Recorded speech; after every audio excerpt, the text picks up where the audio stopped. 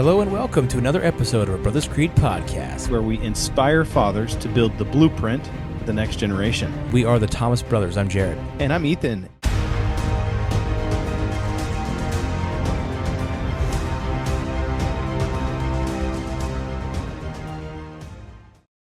Okay, so today we are chatting about the new father stages. We're kind of wrapping up this series, and we're sharing some of our favorite clips from movies about the different stages, the exemplified different stages of fatherhood. And Ethan and I both have selected a few different clips that we're ready to share today. And if you go to our YouTube channel, you'll be able to see the clips of the movies. If you're just listening, you'll be able to hear them. In some cases, it's pretty self-explanatory, most of these, because it's mostly just talking and stuff. But definitely check out our YouTube channel. And if you haven't subscribed already, please do so. So this has been a great little series on fatherhood, and we've had our wives on last episode. That was great. They gave us some great insights and perspectives from a woman's perspective and mother's perspective. So this is kind of a fun episode where Ethan and I, we love movies. If anybody who's followed the podcast for any time knows that we love watching movies. We love talking about movies. In fact, last year we reviewed probably 5 or 6, yeah. 5 or 6, well, almost a movie every month almost last year. So we did a series on that and ratings. And if anybody wants to see that back again, just let us know. Maybe we'll bring it back if there's a popular demand for it. But we never got any feedback for that. So we love watching movies. Mostly just an excuse for Jared and I to go to the movies together. Yeah, exactly. That was good. But let's see. So our first one, I think I have 3 clips today. So I'm going to start us off, and then Ethan's got 2 he's going to share. So I was thinking about the fathers, and I've been showing my kids more and more movies nowadays because they're getting to be a little bit older. At least my older 2 are. My middle child, he's 6 years old, and he still can't follow dialogue to save his life, so he asks questions like every 5 seconds, like, who is that? What is he doing? Why does he have that in his hand? What's going on? And I'm like, bro, you're literally talking over the dialogue that explains exactly what you're asking. So anyway, I've been showing my kids more movies and stuff. In fact, this past weekend I showed them Major Payne, John Carter, and The Rocketeer. So quite the mix of movies there. But one I'm excited to show them is the Zack Snyder's Man of Steel, the Superman story. And I think it's such an excellent movie, very well done, great acting, not only by Henry Cavill, but by Kevin Costner, and also Russell Crowe, and then the other guy I like who plays the kind of the villain, General Zod. He is a great actor. I love him in everything he does. But anyway, there's part of this show is the whole thing. I feel like is so many examples of fatherhood in this show. And so I have my 3 clips are all from the kind of Man of Steel universe. 2 of them are from Man of Steel, and one of them is actually from Batman versus Superman. It's a scene where kind of his dad is, or a ghost of his dad is in it. So I wanted to share those and then kind of talk about them and how they factor into the different stages of fatherhood. So the first scene that I wanted to show is from Superman. It's from Man of Steel, and it's when it's what happened back on Krypton before Russell Crowe, who is his actual dad, the Kryptonian dad, sends him off to Earth. And there's kind of like a bunch of turmoil, and there's this kind of codex thing that it has all of Kryptonians' kind of DNA programmed into it, and he kind of puts it into Kal-El, or Superman, Clark Kent, if you will. And then he sends him off in an effort to save him and save Krypton. And so I'll play this, and you'll see kind of how this father stage, what it means, and how he kind of navigates this. So I'm going to play this here, and it's going to be awesome.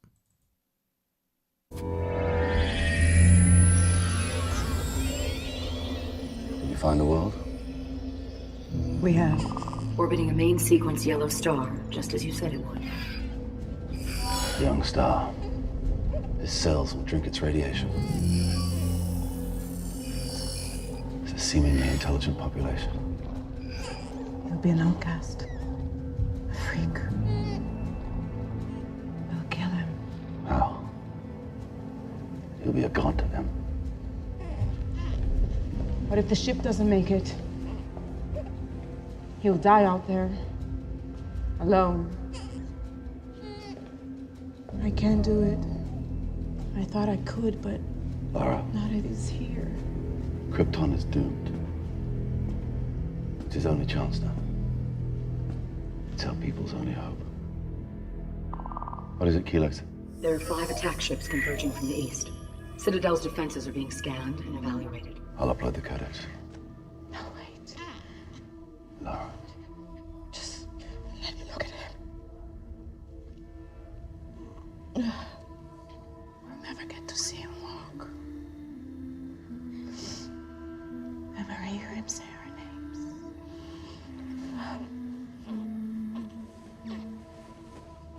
Out there, amongst the stars, you will live.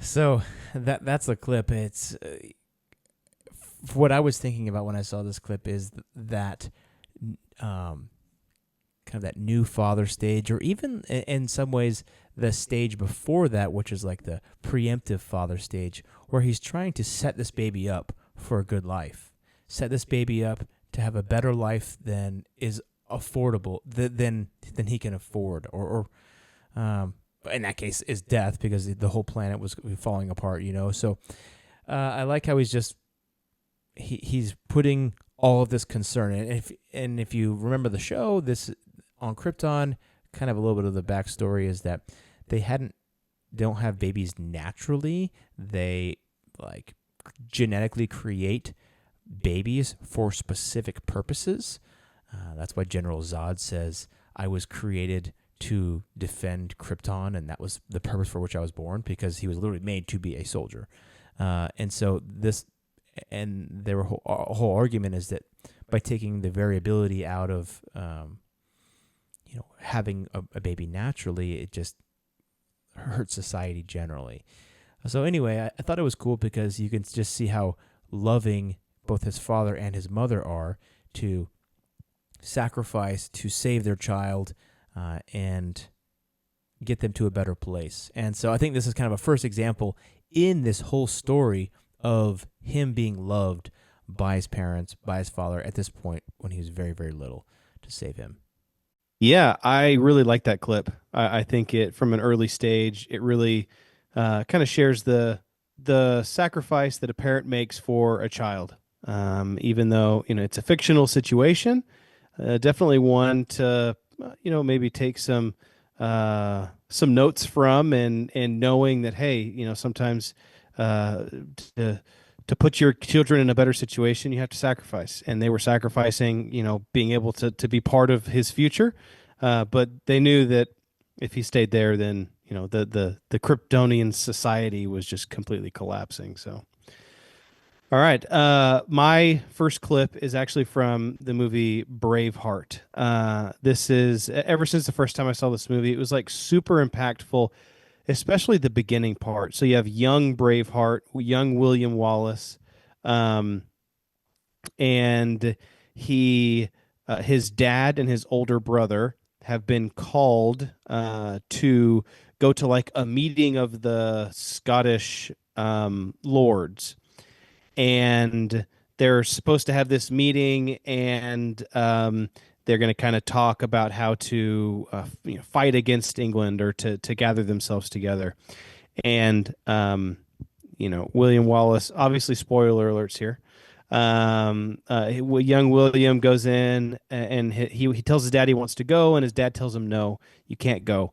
Well, it turns out that it was all a trap, and his dad and his older brother, because they were kind of like the leadership of the Scottish community, they were killed.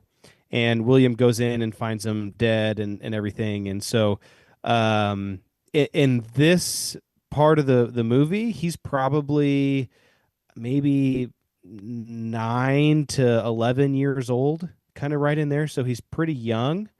Um, and so what you're going to see is going to start out at his dad's funeral. Obviously, the rest of the people, they have a funeral for his dad, and this man comes and talks to him, and it is his uncle. And this, I know we're talking about fathers, but sometimes maybe it's just a father figure. We all need a father figure in our life.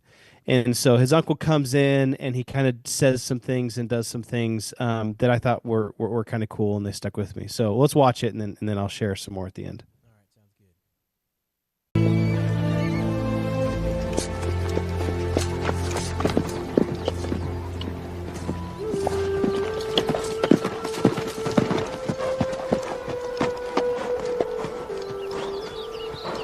William,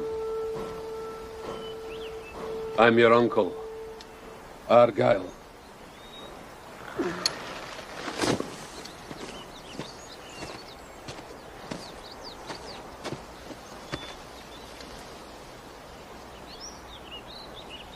You have the look of your mother.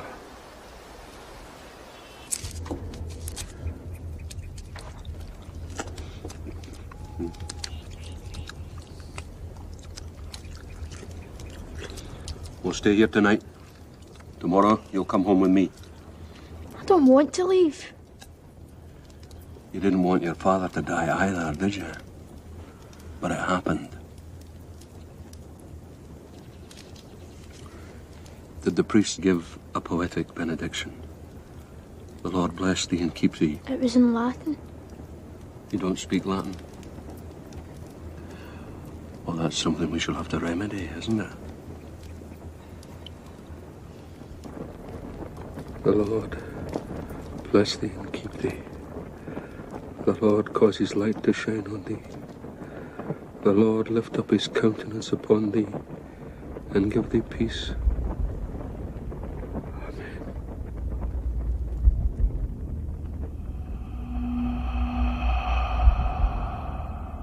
Your heart is free. Have the courage to follow it.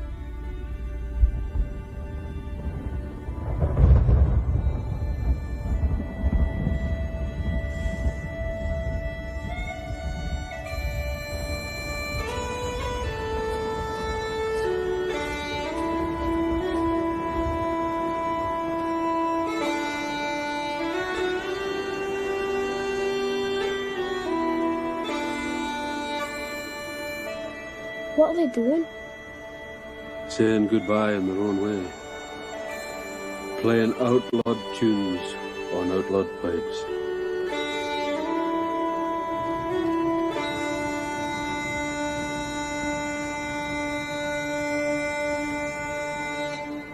It was the same for me and your daddy when our father was killed.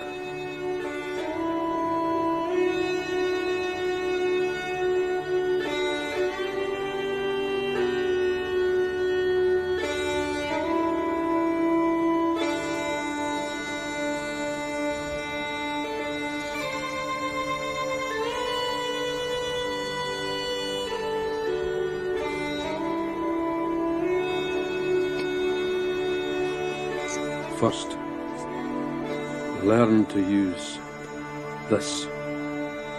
Then I'll teach you to use this.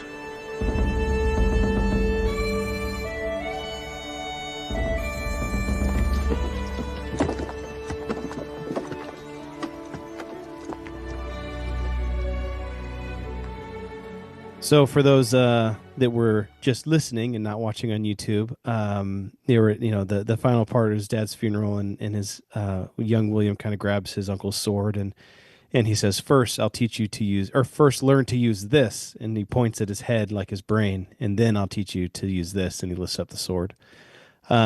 I think that there are this is not a father, but a father figure that is someone that stepped in, right? And it kind of shows the need for kind of a father, just especially in this stage.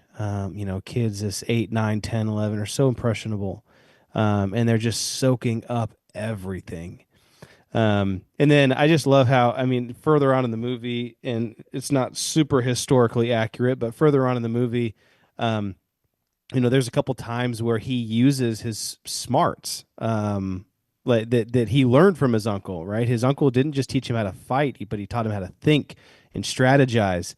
And there's one part where the King of England sends the his son's wife, basically the princess, to talk to William Wallace, and he goes in there, and the lady and her kind of her confidant or her squire guy is there, and they're talking in Latin, and then William is able, he knows Latin obviously because his uncle taught him, and he says, oh yeah, or we could, he said, they call him a savage in Latin, and he's like, I am not a savage, and I have not done the things that you said. He says that in Latin, and then they're kind of surprised, and then he goes, and then because she is French, then he starts to speak to her in French, and then he goes, or we could talk in French if you want. So he knows French as well. And, it's just kind of a cool scene in the movie where it's like, oh man, like he was really taught, right? He had somebody to teach him these awesome skills and things like that. So, Yeah. That's cool. That was cool. Yeah, that is cool, man. It's well, you can see how his uncle took the mantle of fatherhood on him, and then he was just like, this kid's he needs to be guided. He's in this just young stage, and it's time to help guide him to what the destiny that he needs to be. I like the line that his father said. That it was kind of his father was almost like dead. It was like a dream. His father said, "Your heart is free." How did he say it again? Yeah, you're free to chase it or something like that. Like, yeah, go after what you want. Yeah. So, but that was cool. Nice, man. Good clip. I need to watch that movie. Yeah, it's a good one, man. Yeah. I probably watch that one at least once a year. Yes. That one and Gladiator. Yeah, and the Patriot, that one too. Oh yeah, the Patriot's phenomenal, man. Really good movie. Let's see. Okay, so the next one here is a scene again from Man of Steel. This is kind of Clark Kent when he's a kid. He's a kid, and he's getting bullied a little bit by some neighbors, and his dad gives him some advice. So let's play this one here.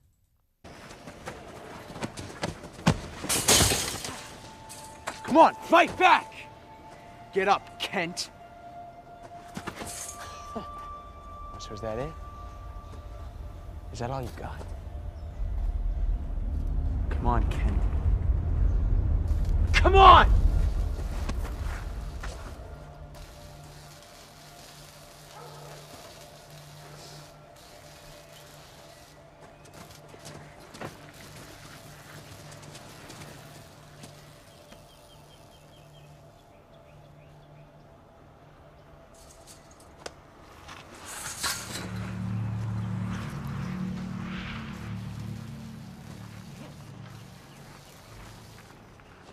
Did it hurt you? You know they can't. It's not what I meant. I meant, are you all right? I wanted to hit that kid. I wanted to hit him so bad. I know you did. I mean, part of me even wanted you to, but then what? Make you feel any better? You just have to decide what kind of man you want to grow up to be, Clark, because whoever that man is, good character or bad, he's going to change the world.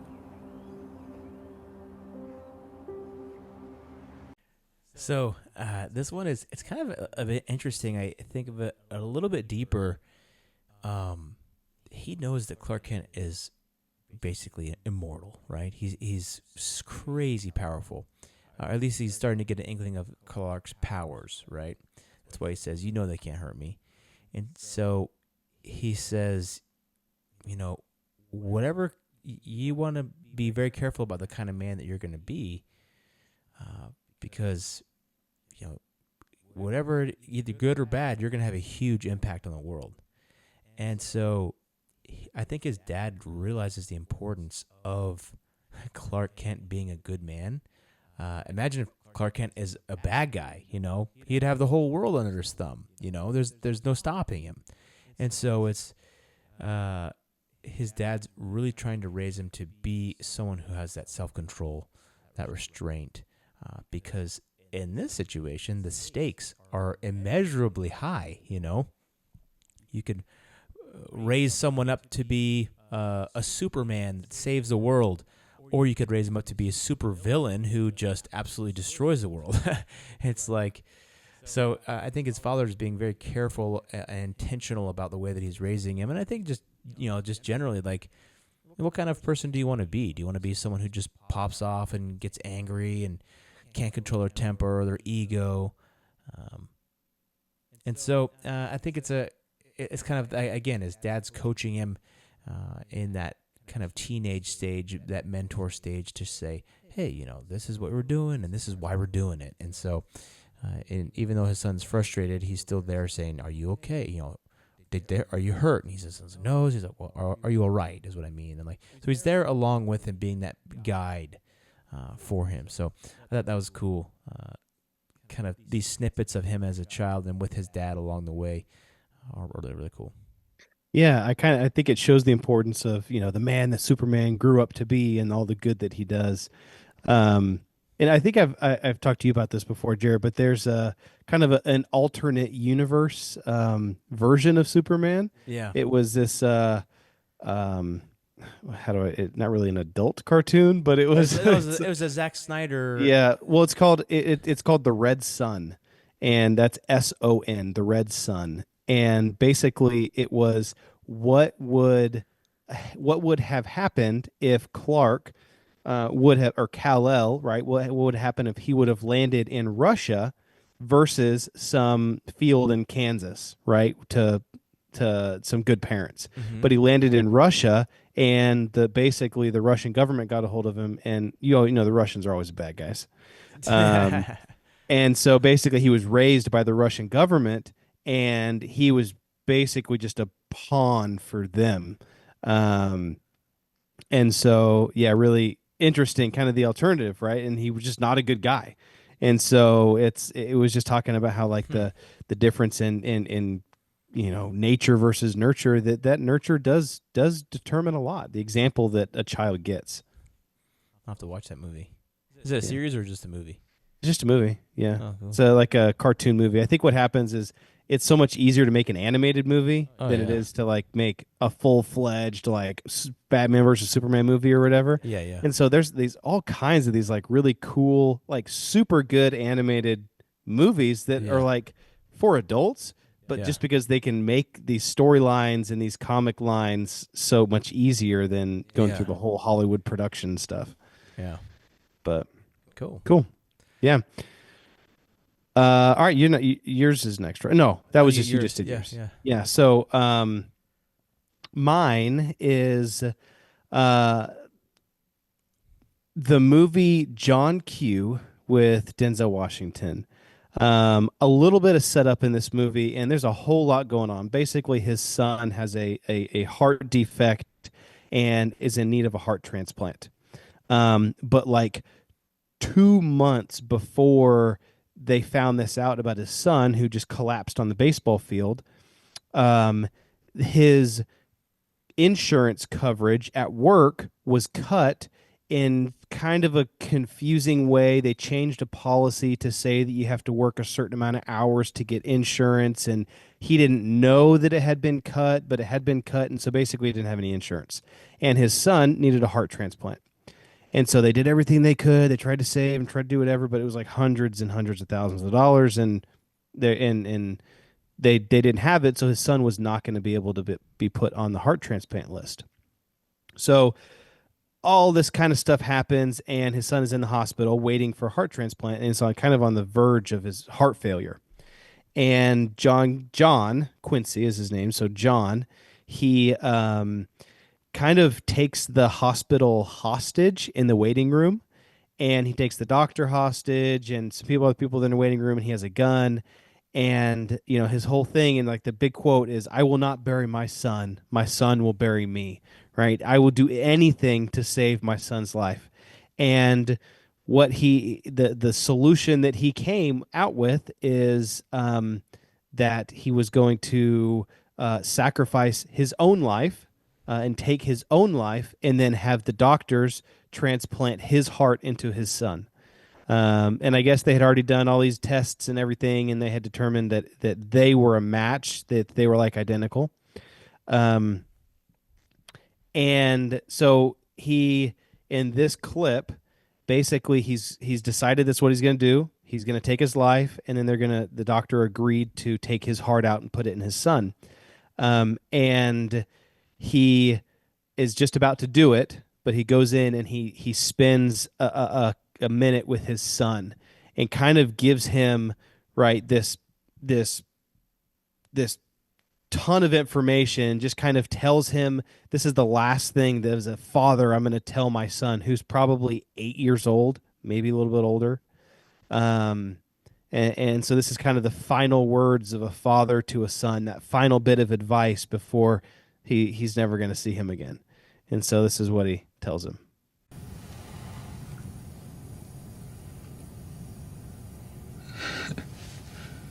How you doing, buddy? Hey, Dad. Did you find me a new heart? Yeah, we got you one. I guess you got a guardian angel. Mike, just try to stay awake, just for a minute, okay? I just need to tell you a few things. Okay, Dad.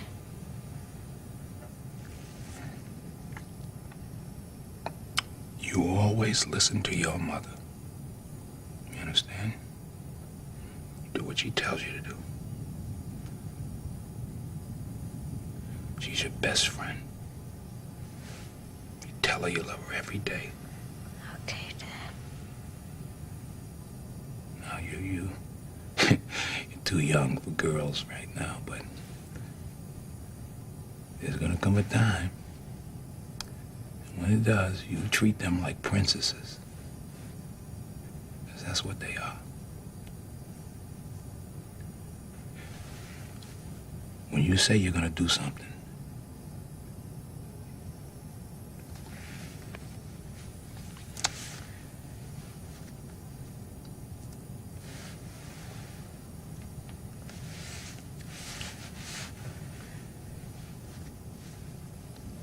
when you say you're gonna do something, you do it. Because your word is your bond, son. That's all you have.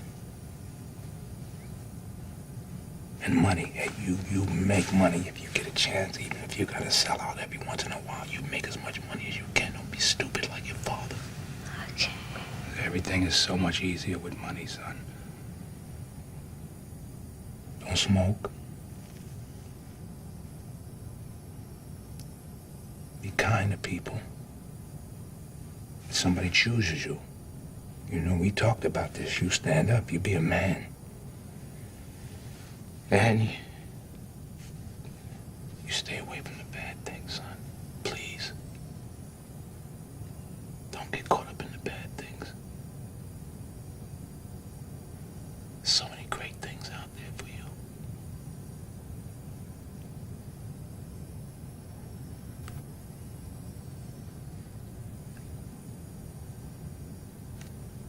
I'll never leave you.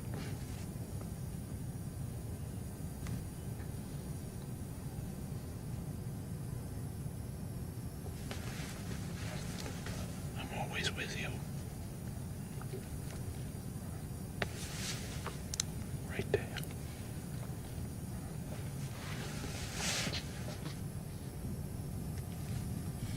I love you, son. Yeah. So let me that was kind of, sharing this. yeah, that was, he, Okay, he, his advice, right, is, I can't remember all of them, but listen to your mother, treat girls with respect, Don't your word smoke. is your word is your bond, right? Don't smoke, make as much money as possible, work hard, Stay away from the bad things. stay away from the bad things, right? Be kind. That was another one that he said. So, man, those are all just bombs of knowledge right there. Yeah, that's a great movie. It's a great clip. It's hard not to get emotional watching that one, especially now that I have kids. Because I feel like last time I saw that movie, I was just a kid myself. Yeah. Yeah, thanks for sharing that one. That was really good. So mine, the next one I had is just there's a scene this is actually from Batman versus Superman. They're kind of gearing up for a fight. Batman's off training. Lex Luthor is scheming. And Superman just needs to get his spirit in the right spot. He just is he's just not there. The vibes aren't right. And so he kind of hikes up to the top of this mountain. You know, he can fly up. He just hikes up. He's out there just hiking. And he kind of has this encounter with his ghost of his dad, or kind of like as if he was having a conversation with his dad at the top of this mountain. And for those who know, his dad died in the first Man of Steel. And so this is kind of him remembering his dad in a conversation. And so it's kind of an example of this mentor stage. He's grown up. He's dealing with some trauma. And so his dad's trying to help him get through that. And so that's what this is about. Something, isn't it? We men in Kansas live on a pancake, so we come to the mountains. All downhill from here. Down to the floodplain. Farm at the bottom of the world. I remember one season water came bad. I couldn't have been 12. Dad had out the shovels and we went at it all night. We worked till I think I fainted, but we managed to stop the water. We saved the farm. Your grandma baked me cake. Said I was a hero. Later that day we found out we blocked the water all right. We sent it upstream. The whole Lang farm washed away. While I ate my hero cake, their horses were drowning. I used to hear them wailing in my sleep. Did the nightmares ever stop? Yeah. When I met your mother, she gave me faith that there's good in this world. She was my world. I miss you, son.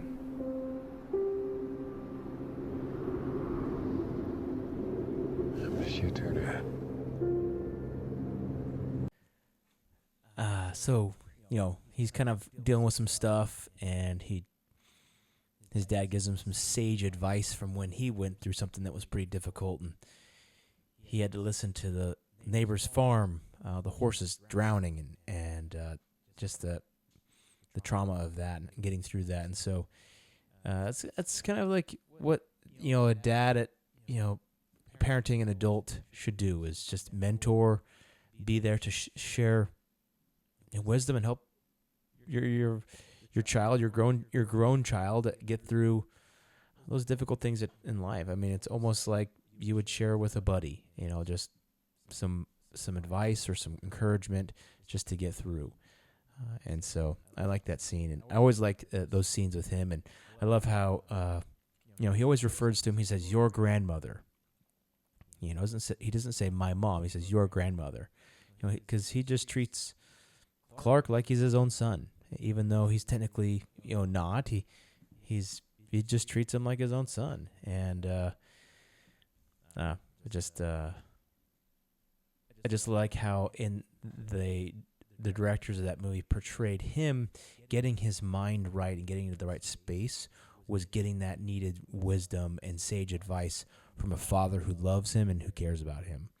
So that's the kind of dad we want to be, right?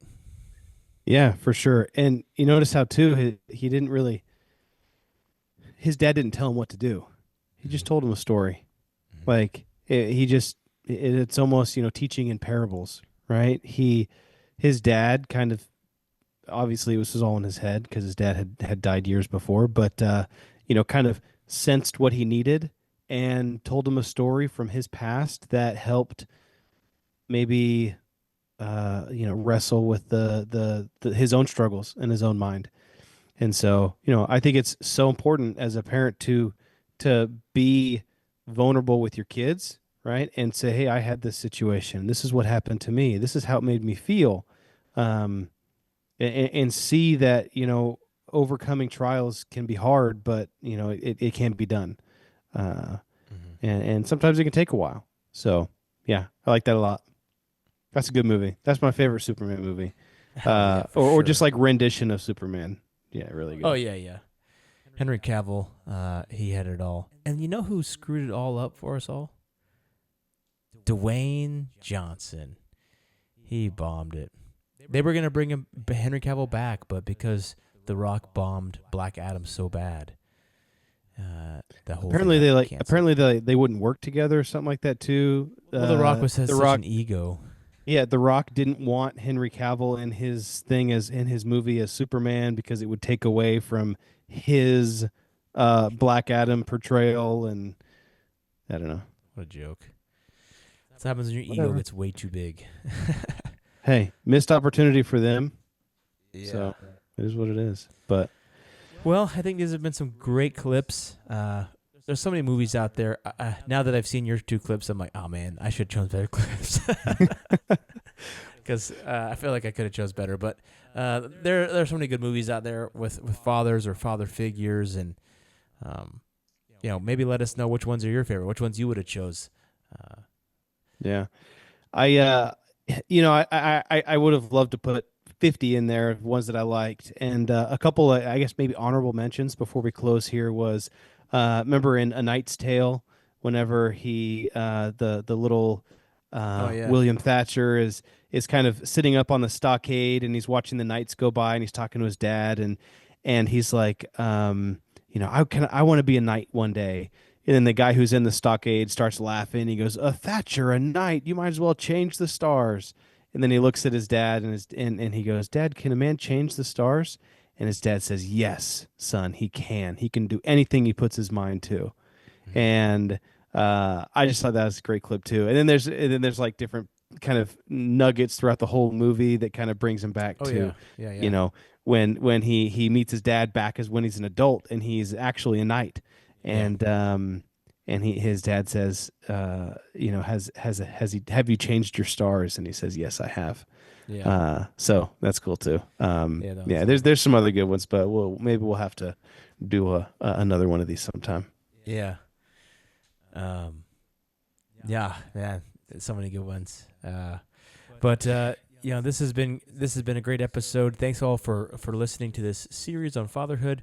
We've got another series coming up that we're going to be doing here in the next couple episodes, and feel free to give us any feedback that you have about this series, or any video clips you think we should include in our fatherhood. Maybe we'll do an Instagram reel or something on some of them. And Ethan, anything you'd like to add at the end here? No, this has been a great series for us. Jared and I both really enjoyed this. We're going to kind of have more of a series approach this year to the podcast, and we're looking forward to it. So join in, and if you are just catching this one at the tail end, hey, go back and listen to the other ones. They're really good. They've helped Jared and I personally kind of build our own creeds, and then just giving us some more insight into that influence that we can have on our children, on our nieces and nephews, or just supporting kids and really building that blueprint for the next generation. And so, as always, we invite you. Let's build our creed together. Let's do it.